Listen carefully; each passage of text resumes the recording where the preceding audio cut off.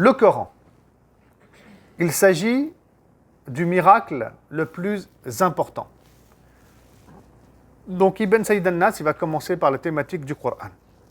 Donc effectivement, le Coran, c'est un miracle en soi, pour une multitude de raisons.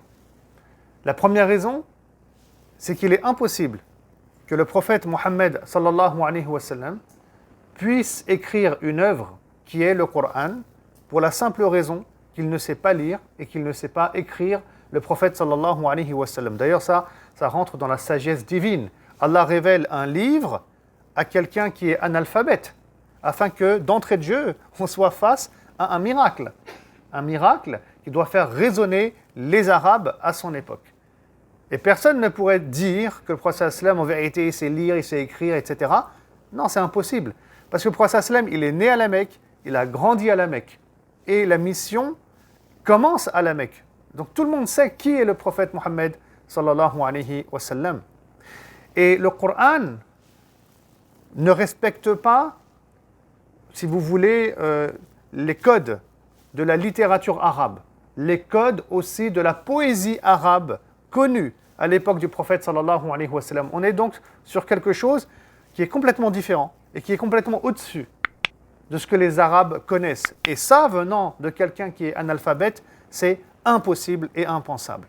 Donc ça, c'est un aspect miraculeux du Coran. Bien sûr, il y a d'autres aspects encore.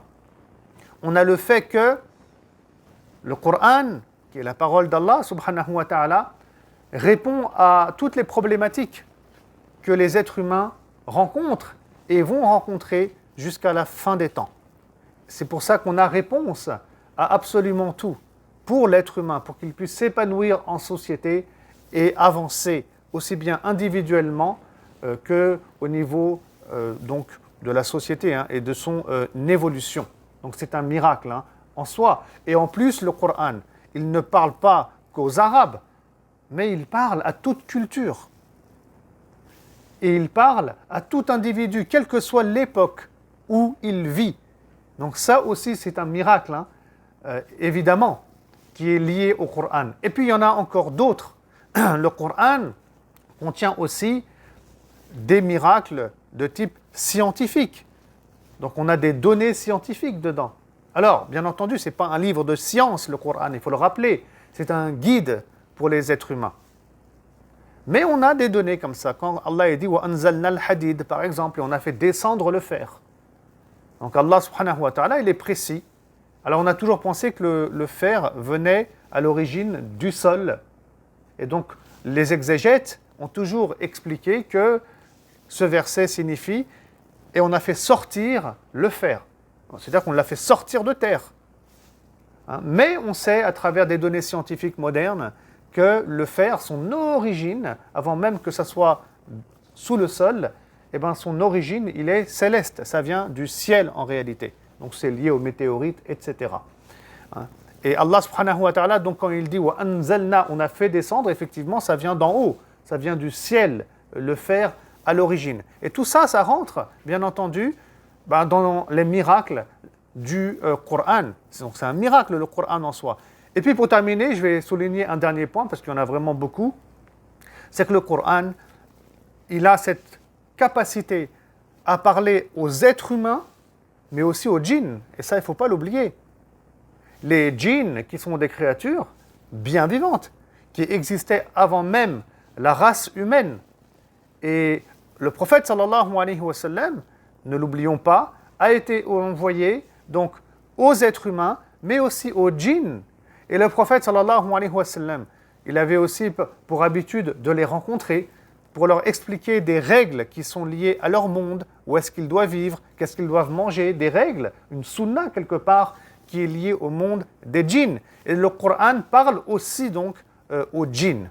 Et parmi eux, il y en a qui sont croyants et d'autres qui ne le sont pas. Et on a même une sourate qui s'intitule Sourate al-Jinn quand même dans le Coran. Donc il y a plein d'aspects en réalité miraculeux du Coran. Alors un dernier peut-être, c'est qu'il y a aussi un aspect très mystique dans les versets du Coran et dans les sourates. Par exemple, on sait que la sourate Al-Mulk va nous protéger, si on a une lecture quotidienne de la sourate Al-Mulk, du châtiment dans la tombe.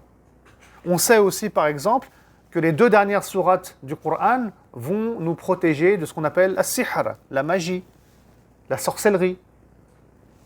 Ça soulage aussi l'individu et ça le protège de shaitan dans les affres de la mort.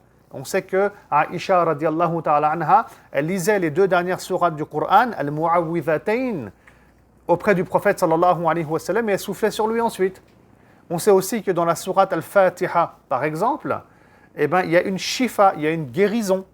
Et on a des textes authentiques qui traitent ces thématiques. Donc il y a aussi cet aspect-là, très mystique, du Coran, qui rentre dans le cadre miraculeux du Coran. Donc c'est pour ça qu'il est important de rappeler que le Coran, donc c'est le premier miracle et grand signe finalement qui accompagne le prophète Mohammed sallallahu alayhi wa sallam.